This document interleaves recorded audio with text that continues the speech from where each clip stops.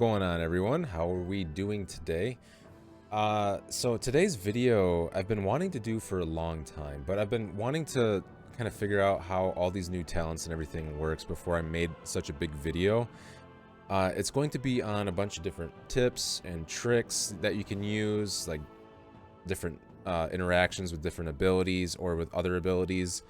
And I also want to just include the stat priority that I use as well, because I'm getting a lot of questions on the stat priority. So happy Valentine's to everyone.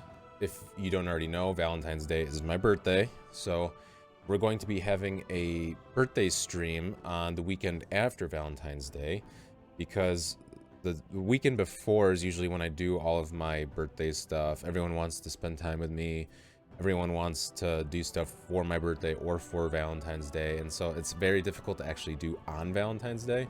So I'm going to do it the weekend after. If you happen to like the video, be sure to like, comment, subscribe, and also follow me on Twitch over at twitch.tv/metallurgy. And let's go ahead and jump in.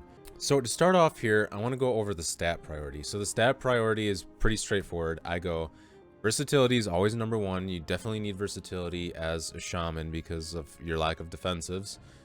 And so versatility is not only going to give you more damage, but also give you reduced damage taken. And then I usually go haste. But mastery is usually just as good as haste. And there's also some good mastery builds you can run, such as like the Ellie Blast, or even Stormkeeper can be very good with mastery. It depends really on your preference. I usually like to go haste because I hate casting. Anything to do with casting, I just want it to be as fast as possible. And I just like really fast globals. I don't know if it's like ADHD or something, but I'm always wanting to like press something or do something. I hate waiting. But the reason I like haste so much too is because it contributes with all of your modifiers and a bunch of talents. Like it synergizes very well with a lot of things. So like in our builds video guide that we did before, like you have like 3 different things that make your flame shocks tick faster. So like your fire Ellie, your flames of the cauldron, your control of lava, and the faster those are ticking and you run skybreakers, they're critting more often. And when you have more haste, they're ticking even faster. Your globals are faster. You have reduced spell casting. There's just so many good things about haste that makes like the playstyle feel better, especially when you're running like an instant cast build as well. That it just feels really nice. But the mastery is very good too, because it builds off the overloads. And so the overloads is like another part of, especially like the Stormkeeper build here, because your Stormkeepers are overloading. If you're running Lava Surge, you're getting a lot of meatballs out with Primordial Surge, and if you're running like Primordial Wave, and if you're running Primordial Surge, you're getting even more Lava Surges, and your Primordial Wave will probably trigger some overloads as well. Your Deeply Rooted Elements has a chance to proc, which will probably give you overloads. And so like there's just a whole lot of things that synergize well with the overloads, the elemental overloads, and the mastery of the elemental shamans. And so mastery is a very good stat to run as well. Now the reason crit isn't as viable as those other two is because mostly because you're using Primordial Wave in this Lava Burst build. So even in the Stormkeeper build, if you're not running like Flux Melting, you're still running a lot of fire stuff, right? You're still running like Skybreakers, Primordial Surge, or Splintered Elements, whatever. Like you're running all this lava stuff. And so the crit, the value of crit is severely devalued, because Lava Burst automatically crits if you hit a target with Flame Shock. And so you don't really need to worry about crit as much. The only time you'd really need crit is for your Lightning Bolts from Stormkeeper or your Earth Shocks. But I mean, that being said, crit can still do very well in some builds, like the Elemental Blast or even possibly the Stormkeeper build. Not to say like crit is just completely useless, but it's just less valued. So like if you ran all crit, you could do some really nutty stuff with like Stormkeeper if you get really lucky, but the chance of something critting and the sustained damage you have over a fight running like haste or mastery, it's going to be much less running with the crit build. And especially if you're just running crit, then you're not going to have as much haste or mastery to give you like higher hitting abilities as well, like you would with a mastery build. So I usually like haste or mastery over crit, but all 3 are generally good, but I would say crit is definitely the lowest. Haste and mastery are about equal, and you always want to prioritize versatility. Now also, that being said, it kind of sucks because I finally got my 4 set, but if you see here, The chest piece doesn't have versatility. I'm pretty sure the helmet doesn't have versatility, and the gloves don't have versatility. So like 3 out of the 5 tier pieces don't have versatility, which really sucks. I don't know why that's a thing, because like now it ruins more specs like Shaman, because we kind of rely on that versatility, and now we're missing a lot of it just simply because they just didn't add it in all the tier pieces. I don't know why. Really dumb. But we're gonna jump into the tricks section first, and then I want to do like the tips and advice stuff last, because I want like the main bulk of the video to be about these really cool tricks that you can use as Shaman to either avoid damage or just get away with some cool stuff. So the first one I want to start off with is using your Spirit Walker's Grace as a juke. So you can try to juke a kick by using Spirit Walkers, because it's off the global cooldown, and you want to use this with Spirit Walker's Aegis because it'll make you immune to silence and interrupt effects, which is the main reason you're trying to do this, is for the juke. If you start like casting a heal or Stormkeeper or Elemental Blast or Lava Burst, anything you're going to be casting, start casting it and then use Spirit Walkers. Usually that's when you want to use it. You don't want to just like blanket Spirit Walkers, because you're getting no value out of that. You want to try to hard cast something and then use Spirit Walkers to try to get one of their kicks out of that. So if you have like a melee on you, you start casting Healing Surge, boom, Spirit Walkers. So they're going to try to kick you because they don't think that you have a protective shield around your cast.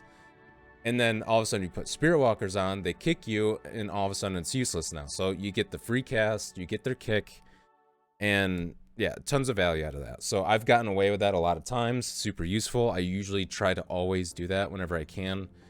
But obviously there's going to be some times where you don't need to. But try to do that. That's a nice trick. The second trick I want to show you is you can use your Gust of Wind here. So your mobility button down here, Gust of Wind. You can use this button to leap over certain AoE effects. So for instance, Ring of Frost by Frost Mages. If they put a ring down on the ground in front of you, you can jump and leap over it and you won't get frozen. Now, I think there's some other things you can do this with as well. I've been trying to narrow it down to like specific abilities. I don't know if you can do it with the Ring of Fire, because I remember doing it in an arena to try, and I think I still got the debuff. I'm not too sure about that, but maybe you guys can let me know down in the comment section below other abilities you think you can get away with Gust of Wind on. But just telling you guys, there are abilities, so make sure to try them. I know Ring of Frost does work, but there are some other ones that I do know work too. I just can't remember exactly which ones. This next trick is pretty cool. I only recently found out about this, and I want to share it with you guys because I think it's really, really cool and a really nice use of our totems. So for this one, you need to be spec'd into Totemic Projection and Static Field Totem. Now, this will work with all your totems, but I just want to show you this. So, say you have like double melee on you, right? You can actually cast your Static Field Totem and move it over here, and it'll actually teleport whoever's inside of it over to where the new totem is. So that, and it's kind of slow too. They don't just like instantly teleport. They kind of like do that weird like slow jump over to the totem. So it actually kind of gives you a little bit of time as well. And then if you pair that up with like your Earthbind totem, which is getting removed, or like your Earth Grab totem, maybe your Counter Strike totem, and then you move them all together, not only will now your totems be all together and it'll be harder for them to target the Static Field Totem, but they're also getting teleported, they're getting all the totem effects. So that can be really cool on like double melee or certain maps. So say like there's a map and there's like double caster and you don't want them to hug the pillar the whole time. Well, use your Static Field Totem, get them all trapped in there, and then you just move them, and then now they're not in line of sight anymore. So this can be a really cool use of Static Field Totem with the projection, and I think it's really cool. And one of my viewers actually made a comment too that this will be really nice with the new enfeeblement that's going to come out. So they're changing enfeeblement, so now this will last for, I think, 6 seconds during Hex. Or no, it'll last the entire duration of Hex and like 6 seconds after Hex. So imagine you CC the healer and then you just move the healer away from the DPS with the static field totem behind like a pillar or something. Now they're trapped until static field totem ends. They're slowed by a lot, and now they have to run around the pillar to even get to their DPS. So there's some really cool niche things you can do with this. I'm really eager to try out more stuff with it. It's kind of difficult sometimes because so many of our totems are just high value for PvP talents. Like you got grounding totem, unleash shield, counter strike, static field. I even want to try more swelling waves in the next patch just because of all the additional healing we'll have. It's really competitive with our PvP talents. I wish there weren't so many like just required ones. But another cool thing with this trick is you can also run like totemic recall. So say like you gather everyone up with your totem, you move them, and then you reset your static field totem. You have to wait till your totemic projection is off cooldown, but it's only 10 seconds. And then you can just place it again, get them trapped in there, and then move them again. So you literally have like 2 instances where you can just move everyone away from you. Now, static field totem is a little bit clunky because a lot of classes have abilities that can help them get out of static field totem. And sometimes it just doesn't always work. Sometimes Thunderstorm doesn't work. Sometimes Earth Grab doesn't work. Super frustrating. Lots of our totems have bugs. I don't know why. Like, it seems like Shaman is the buggiest class right now. At least that I've seen. Maybe Hunters are pretty buggy too. It seems like half our abilities either work or they don't work. Like 50-50. The next trick I'm going to show you guys, well, I can't really show you, but I've noticed that you can sometimes put 3 Earth Shields on. So like if you're running Elemental Orbit here, it says you can have 1 Earth Shield on an ally. And so I can Earth Shield myself, you can Earth Shield an ally, and then sometimes I've noticed you can actually Earth Shield the 3rd person. And I don't know if this is a bug that has to do with like entering the arena at the very beginning, or if it has to do with the faction differences. And like if I'm Horde and then one of my teammates is Alliance, it's not counting them as an ally, and so I can place it on them, which would still technically be a bug. So I think like there's something weird with Earth Shield. So I still haven't quite narrowed out what's exactly allowing me to put 3 Earth Shields on, but I'm just telling you guys, try to put 3 Earth Shields on because sometimes you might get away with it. I've done it in a lot of games, so I know it works, but I haven't narrowed it down exactly to why it works. So just make sure you're trying to put 3 Earth Shields on if you're running Elemental Orbit. Okay, the next thing I want to talk about are the elementals. So I've talked about this a lot in my videos, and you probably already know about this, but I want to go over it again because it is pretty important. So if you're running the Primal Elementalist talent, your elementals will get an additional ability. So your Earth Ellie gets a stun, which I have macroed right here, and your Fire Elemental will get a stun, which I have macroed right here. Or I mean, your Fire Ellie will get a Meteor, which is macroed right here. They're both off global abilities.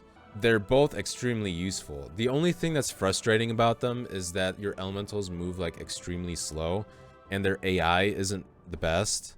So it can be frustrating at times, but they're definitely very useful abilities. So the Earth Ellie stun, when you summon him, you can basically stun someone for 5 seconds. So if you use your lasso on someone and then you pulverize another target, you can get really huge stun value, especially if you're not running with like a rogue or a feral or something like that.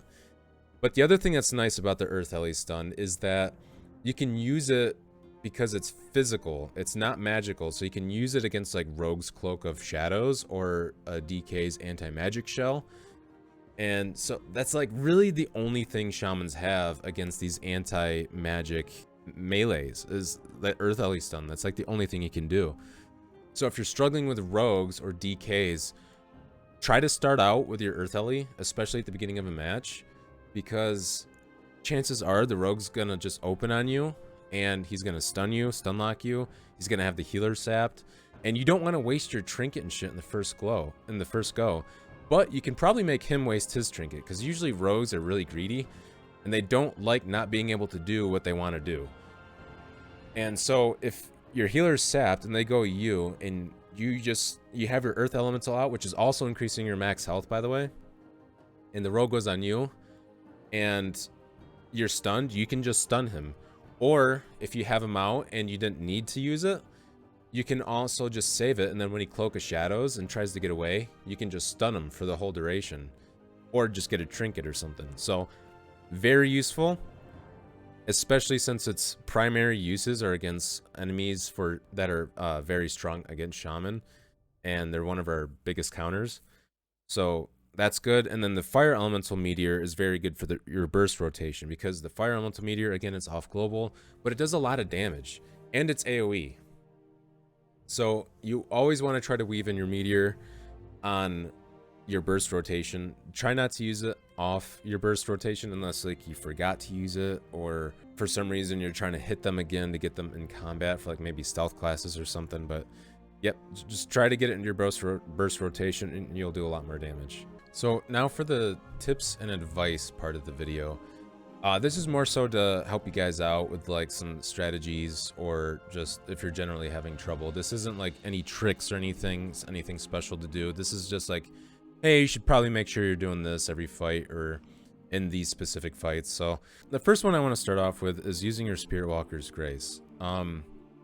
The whole juking thing is very nice, not only because you can try to get a juke out of someone or a kick out of someone, but also because like all these botters and hackers that are out right now that are like instantly dispelling you or instantly killing totems and shit, this is also nice for them, because now they don't get as much value if you use it right at the end of your cast and you get a kick, because now, yeah, maybe they dispelled it, but you already got your value out of it. So instead of like using Spirit Walkers and then doing a whole cast, chances are you'll probably get dispelled during that cast, which is usually what happens, which made me think it was a bug or something. And then you would just get kicked. So trying to juke the kick is definitely a lot better option here for that reason too. And then not only that, but you also want to try to save your Spirit Walker's Grace for like maybe getting a CC. So start casting a Hex and then use your Spirit Walkers. Or you could use it for your burst rotation, like on your Stormkeeper. So if you want to start casting Stormkeeper and then use your Spirit Walkers, that's another great use for it. But just always try to make sure you're casting something first and then use it. You'll get a lot more value.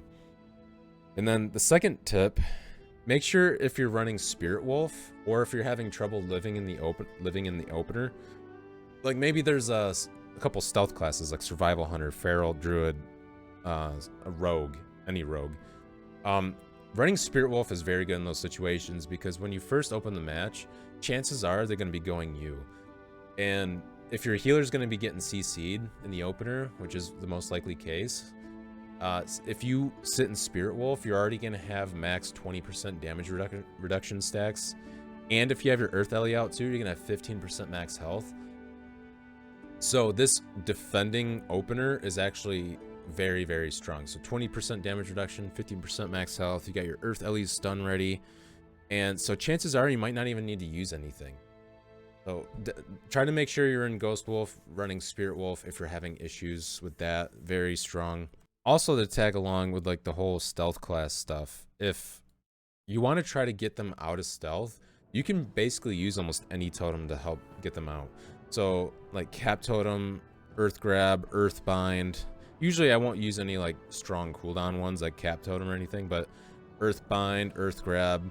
The nice thing about Earth Bind too is that like the initial effect will instantly root them as well if it catches them, whereas Earth Bind they'll just be slowed and they'll get them out of stealth. But two very nice totems to try and like get that stealth class out in the opener. Another nice tip would be make sure you're running like Unleashed Shield if you're in like Blade's Edge Arena, or if you're in Battlegrounds and you're running like Eye of the Storm or something. You can get a ton of value off Unleashed Shield alone. If you're in Blade's Edge Arena, you can bully the hell out of people, because now you have an AoE knock, which can knock everyone off the platform, and then they'll run back up. Then you can Unleashed Shield them off. They'll try to run back up. You Earth Grab them, and then they'll try to get rid of that. There's already Earth Bind down. You're slowing them, and then maybe you lasso them or Earth Ellie stun or something. There's just there's so many things you can do to bully them and to keep them from coming up as an Ellie Shaman. That's one of the nicest parts about Blade's Edge for us. So it's kind of toxic, but it's very, very strong. So definitely if you're going to be in Blade's Edge, run Unleashed Shield. It has tons of value. Also going along with PvP talents, you always want to be running control of lava. And then like all of your PvP talent totems also work with your totem recall. So like I was talking before about like static field totem and you being able to recall that and get double value out of it and maybe even move them with it. You can also use the totem recall on Sky Fury, Counter Strike, grounding totem. You can use that on all of them. And you can also even run creation core, so it affects an additional totem. So you could like reset static field totem and counter strike. So you can like move them the first time, drop your counter strike, get your defensives while you're waiting for a totemic projection to get off cooldown. And then, you know, you reset, you move your static field totem, and then once they get out of that, you drop your counter strike again. Boom, boom, boom. Tons of value, like literally just 2 totems, and you just got like 20 seconds worth of value out of that. If they don't somehow instantly kill them, which I mean, they might with the counter strike, but if you're moving the static field totem with it, and maybe you have like Earthbind down and Earth Grab and shit down, it will be a lot more difficult for them. So if you're having trouble with melee, that's a very, very strong option for you. I recommend that one, and I want to try it with the new teleporting trick with the static field totem. Okay, that now probably the biggest advice for arena or even battleground, like any PvP content really, is just making sure you keep your flame shocks on. That's literally going to just not only give you so much more sustained damage, but also it's just going to give you tons of sustained damage. I mean, if you're running Searing Flames, not only are you now doing lots of damage, especially with Skybreakers with the increased crit and stuff, but now you're also generating Maelstrom. So if you're like LOSing a lot and you're not really doing a lot or casting or doing any damage, you're at least building Maelstrom, right? You're getting ready for something. And this is really nice to have for your Stormkeeper build, because you kind of want to have max Maelstrom in order to use this to make sure you can get 2 Earth Shocks for your combo. And so having Searing Flames and building that up is really nice. Also with Magma Chamber, because as your Flame Shocks are on, you're increasing your Earth Shocks. So this will also give you more instant cast damage as well. So if you're LOSing a lot, you can build up Maelstrom and then use it on an increased damage Earth Shock, and then you kind of LOS more. You have Maelstrom while your Flame Shocks are ticking, you peek out for another Earth Shock. And not only that, but now you have your Surge of Power benefiting too, because every time you Earth Shock, you can use one of these benefits. So maybe you want to get your Stormkeeper ready for your Overload, for your combo, or maybe you want to use a Lava Burst, maybe you got a Lava Surge proc to reduce your LE cooldown. You can root them, so maybe it's like a melee, or you don't want a caster peeking around for like a priest or something for a fear. Or you could try to spread your Flame Shock, which doesn't seem to work half the time. So just always make sure you're trying to keep your Flame Shocks up as much as possible. That will give you a lot of value just on itself. You always want to try to keep some Maelstrom in bank too. Don't just like dump all your Maelstrom all the time just for damage. I mean, if you're going in for a kill, that's fine, but you want to try to keep a little bit of Maelstrom, because if you need an emergency like Frost Shock root or something where you're Surge of Power, then at least you have a little bit of utility in the bank.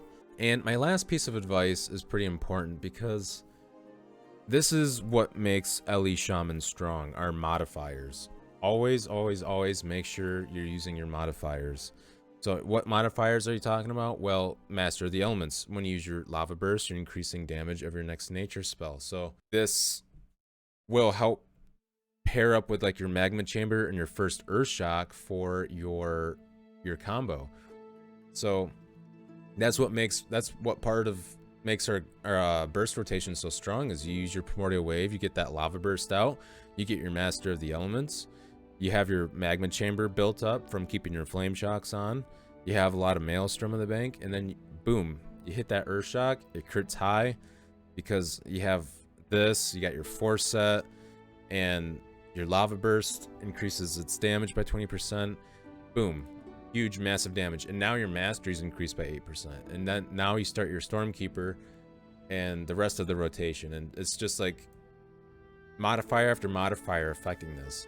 Now, this isn't as important in the Stormkeeper build, because the only thing you have to worry about is the Earth Shock before your Lightning Bolts. But the Flux Melting or like even Electrified Shocks is important, because now you got to make sure you're using like Frost Shocks before your Lava Bursts, or you're using your Ice Fury Frost Shocks for like increased nature damage. Maybe you're running like a Ice Fury hybrid with Stormkeeper, making sure you get your electrified shocks up before your Stormkeeper or your LE Blast. This is also getting buffed in the next patch, I believe, to 9 seconds. So that'll give you a little bit more time as well to make sure you get all of your modifiers on before you use like an Elemental Blast. But I'm pretty sure that's everything, guys. That's basically gave you guys all my tips and tricks and my stat priorities and advice. So let me know what you guys think about all of these in the comment section down below. If you like the video, be sure to like, comment, subscribe. Follow me on Twitch again at twitch.tv/metallurgy, where I stream usually on the weekends around like 7-8 p.m. Eastern Standard Time. Again, the weekend after Valentine's Day, we're doing a big birthday stream, so be sure to stop on by for that. If I think of anything else, I'll let you guys know, maybe either in like a YouTube post or maybe a Twitter post or something. Or maybe I'll even add it in the description or a comment or something on this video, but be sure to look out for that as well. But let me know what you guys think, and if you have anything to add, I would love to see that as well. If you guys have any additional tricks or anything, I'd like to see that and test it out as well. But until then, guys, I will see you later.